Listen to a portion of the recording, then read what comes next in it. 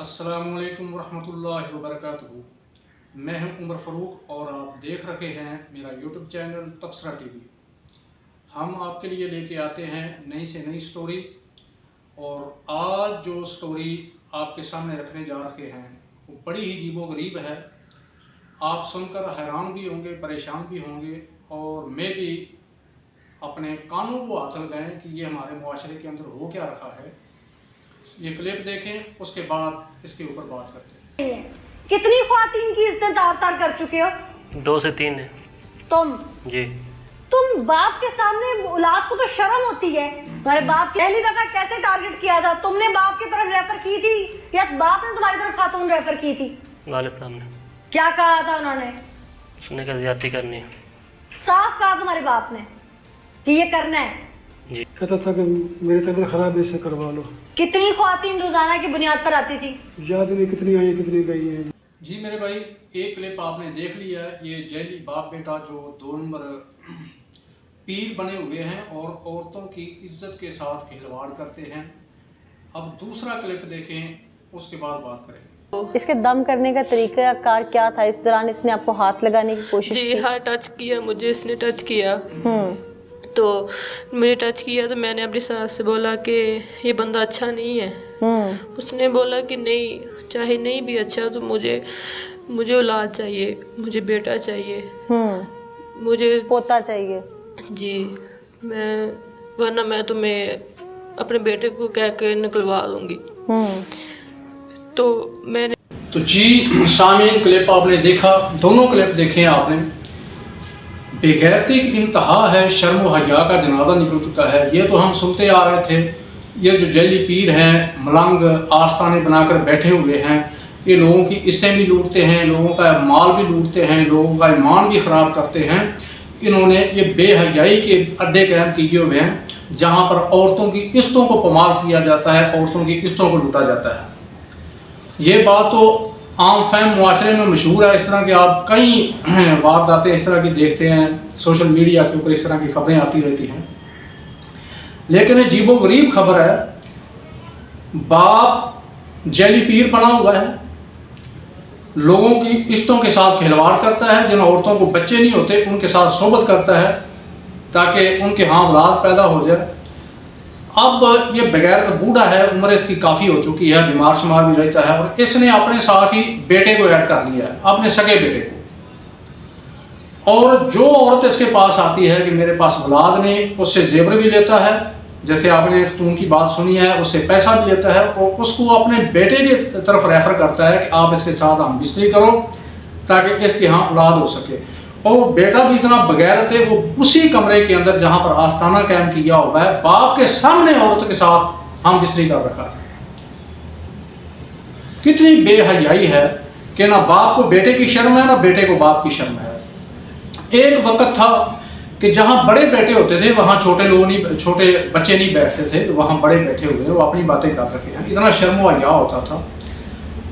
बेटा बाप के सामने वो बात कहने के लिए शर्माता था कि मैं इस तरह की बात अपने बाप से कहूँगा तो शायद मुझे मार पड़ेगी। तो ये इतनी बेहयाई, इतनी ज़लालत कि बाप बेटा एक दूसरे के सामने बेहयाई कर रखे हैं एक आस्थाने की आड़ में, और लोगों का जो माल लहदा लूटते हैं, उनका माल लहदा लूटते हैं और इज्जतों के साथ लहदा खेलते हैं। तो मेरे भाई, खदारा अपने रब का दर ना छोड़ो, अल्लाह को ना छोड़ो। जो इंसान अल्लाह का दर छोड़ता है, अल्लाह का दर छोड़ देता है, जिसका अल्लाह के ऊपर तवक्कुल और यकीन उठ जाता है, वो फिर दर दर की ठोकरें खाता है। इस तरह कब्रों मज़ारों के ऊपर, आस्थानों के ऊपर, 2 नंबर पीरों के पास, जैली पीरों के पास, जैली मलवानों के पास, जो तुम्हारी इज्जतों को लूटने वाले हैं, इज्जतों को पमाल करने वाले हैं, तुम्हारा माल लूटने वाले हैं, तुम्हारा ईमान खराब करने वाले हैं, वो फिर इंसान दर दर की ठोकरें खाता है। वो फिर इसी तरह जलील होता है, उसकी इज्जत और गैरत का जनाजा इसी तरह निकलता है। जब इंसान अल्लाह का दर छोड़ता है ना, वो फिर दर दर के ऊपर जलील होता है, दर दर की ठोकरें खाता है।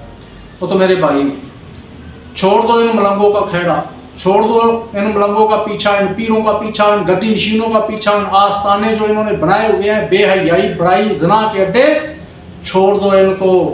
अपने अल्लाह की तरफ आ जाओ। दौलत देनी अल्लाह के इख्तियार में है, रिज्क देना अल्लाह के इख्तियार में है, औलाद देना अल्लाह के इख्तियार में है। अल्लाह जिसको चाहे बेटे दे, जिसको चाहे बेटियां दे, जिसको चाहे मिला के दे, अगर चाहे जिसको चाहे कुछ भी ना दे। ये तो खुद भूखे नंगे हैं। इन लोगों ने आपको क्या देना है? जो आपका माल लूट कर अपने घर का किचन चलाते हैं, अपने बीवी बच्चों को पालते हैं, वो तुम्हें क्या दे सकते हैं? तो जब तक इस तरह के आस्थाने कायम हैं, जब तक इस तरह के जैली पीर, तवीज़ गंडा करने वाले पिंडों के अंदर, शहरों के अंदर, मोहल्लों के अंदर, मुख्तलिफ कब्रों मज़ारों के ऊपर बैठे हुए हैं, उस वक्त तक ये काम होते रहेंगे। लोगों की इज्जतें भी पमाल होती रहेंगी, लोगों का माल भी लुटता रहेगा, लोगों का ईमान भी खराब होता रहेगा, लोग शिर्क के मुर्तकिब होते रहेंगे। लोगों को गौर व फिक्र करना चाहिए, कुरान और सुन्नत से रहनुमाई लें, कुरान और सुन्नत से हदायत लें, कुरान और सुन्नत की तरफ आएँ। एक तो आप अल्लाह के साथ शिर्क करते हो, दूसरा अपनी दुनिया भी खराब करते हो, अपनी आखिरत भी खराब करते हो। तो यह हुकूमत वक़्त को चाहिए कि जितने ऐसे पीर हैं, मलंग, 2 नंबर जैली पीर, जितने इस तरह के अड्डे बना के बैठे हुए हैं, इन अड्डों को बंद किया जाए, ताला लगाया जाए और इस तरह के जैली पीरों को सख्त से सख्त सजा दी जाए, ताकि आइंदा किसी माँ, बहन, बेटी की इज्जत के साथ इस तरह का खिलवाड़ ना करें।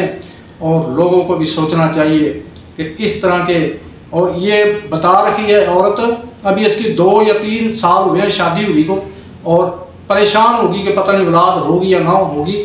और सास इतनी जहल है, उसका इतना यकीन है इन पीरों के ऊपर, उसने कहा पीर जो मर्जी करे, तेरी इज्जत लूटे, तेरा माल लूटे, जैसे पीर कहता है वैसे करो, मुझे औलाद चाहिए।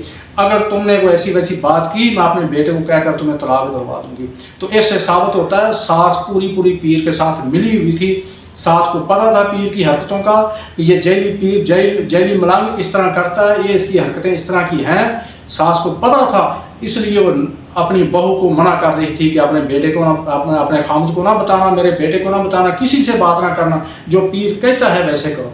अगर वो गैरतमंद इज्जत वाली सास होती, वो उसी वक्त पीर को तारे दिखा देती, लेकिन नहीं, उसने पीर का साथ दिया सिर्फ बेटे की खातर कि इसके साथ ज़िना करो, जो ये कहता है करो। अल्लाह हदायत नसीब फरमाए। अस्सलाम वालेकुम।